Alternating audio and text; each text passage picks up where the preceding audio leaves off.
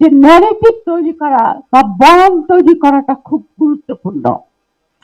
আপনি এই যে জায়নিস্ট ইহুদিবাদ, তাদের উপর এক সময় খুবই অত্যাচার হয়েছিল হিটলারের সময়। হিটলার বহু কয়েক মিলিয়ন জুইশ পপুলেশনকে খুবই ডিসপ্রেসেবল একটা ঘটনা।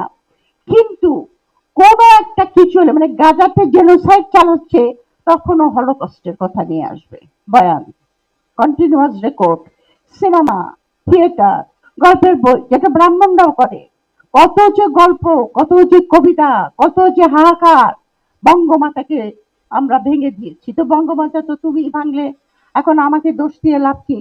তুমি তোমার ভিটা বাড়ি ছেড়ে গেলে। আমি দেখলাম সেদিন ইন্ডিয়াতে এখন একটা দলিতদের সাহিত্য সংস্থা হয়েছে। দলিত মানে যারা আনটাচেবল আর কি। তো সেখানে তারা যে বর্ণনাগুলি দিচ্ছে সেখানে আমাদের বর্ণনার সঙ্গে মিলে যাচ্ছে যে কেমন করে ওদের উপর অত্যাচার করতে। যেরকম সেন সেন যুগে তোমার যদি কেউ গীতা গীতা পাঠ মানে সংস্কৃত যদি কানে যেত, তাহলে ওদের কানে তপ্ত তামা ঢেলে দিত। মানে কৌলিন্য এবং ব্রাহ্মণ্যবাদ এত প্রখর ছিল সেই সময়। তো যাই হোক, যে স্টোরিটা আমি আসলাম সেটা হলো এই যে একটা উত্থান ঘটেছিল ব্রাহ্মণদের ভিতরে, ইংরেজদের সঙ্গে মৌসুদ্দি পানা করে, তাদের সঙ্গে অত্যাচারে অংশগ্রহণ করে, সেই ক্লাসটাই পরবর্তী পর্যায়ে ভদ্রলোক বলে পরিচিতি লাভ করে। কিন্তু জয়া চ্যাটার্জি যেটা বলেছেন তার বইতে, যে এদেরকে ঠিক সেই ভদ্রলোক বা মিডল ক্লাস ইন দ্যাট সেন্সে বলা যায় না। কারণ মিডল ক্লাস কারা? যারা তোমার সমাজের একটা উৎপাদনশীল প্রক্রিয়ার সঙ্গে জড়িত থাকে, এবং এই উৎপাদনশীল প্রক্রিয়ার সঙ্গে তারা শিক্ষিত, তারা একটা শ্রেণী, কিন্তু তারা রাষ্ট্রের উৎপাদনশীল প্রক্রিয়ার সঙ্গে জমা থাকে, সংযুক্ত থাকে, এবং রাষ্ট্রের অর্থনীতিতে তারা উন্নয়নে তারা অবদান রাখে।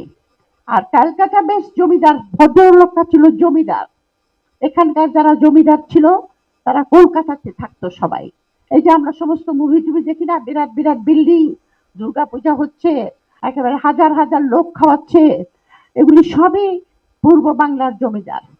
এবং পূর্ব বাংলারই তাদের ইনকাম থেকে এই জমিদার ক্লাসের জন্ম। তাদের উত্তরসূরি দেবাশিস রায়ের বইতে, দেবাশিস মুখার্জির বইতে আছে বনেদি পরিবারের ইতিহাস। ওই বইটা পড়ে তো আমি একদম আশ্চর্য হয়ে গেছি যে এই বনেদি পরিবারের উৎপত্তি কোথা থেকে হয়েছে। অবশ্য দ্যাট ইজ হিস্ট্রি। আমার ছেলে সবসময় বলে কি, তোমরা এরকম কিংদেরকে কেন পূজা করো? কিং মানে কি?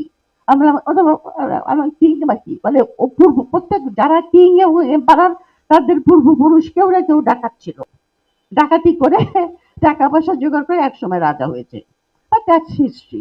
বাট এনিওয়ে, এখন এখানে আমি দেখতেছি পূর্ণ জাগরণ। এই